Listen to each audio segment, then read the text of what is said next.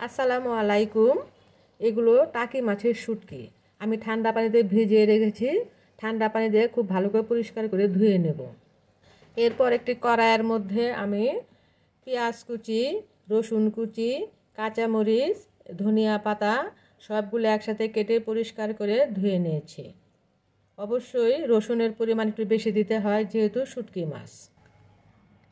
শুটকি মাছগুলো আমি ধুয়ে ভালো করে কেটে অবশ্যই শুটকি মাছের ভিতরে যে কাঁটাটা, বড় কাঁটাটা অবশ্যই কেটে ফেলে দিবেন, যেহেতু এটা শুটকি মাছ ভর্তা করতে হবে। আমি স্বাদ মতো লবণ দিয়ে দিলাম, অল্প হলুদের গুঁড়ো দিয়ে দিলাম, অল্প মরিচের গুঁড়ো দিয়ে দিচ্ছি,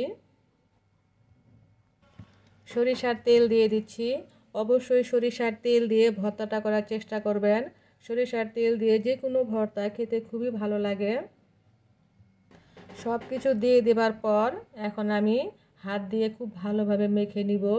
যেহেতু আমার ভর্তাটা হাতে মাখানো টাকি মাছের শুটকি ভর্তা, অবশ্যই হাত দিয়ে খুব ভালো করে মেখে এখন আমি অল্প একটু পানি দিয়ে দিব শুটকি, পেঁয়াজ, মরিচগুলো সেদ্ধ হবার জন্য। দেখুন এভাবে সেদ্ধ করে নিচ্ছি। টাকি মাছের ভর্তাটা খেতে অসম্ভব মজার। শুটকি, যে কোনো শুটকির ভর্তাই খেতে ভালো লাগে আমাদের।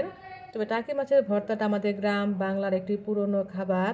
এভাবে যখন পানিটা শুকিয়ে আসবে তখন একটা চামচের সাহায্যে আপনি এভাবে আস্তে আস্তে শুটকিগুলো ভালো করে ভেঙে নিয়ে একদম কাঁচামরিচ, রসুন, পেঁয়াজ, শুটকি সবগুলো ভেঙে আস্তে আস্তে ঠিক এভাবে মসৃণ করে নেবেন।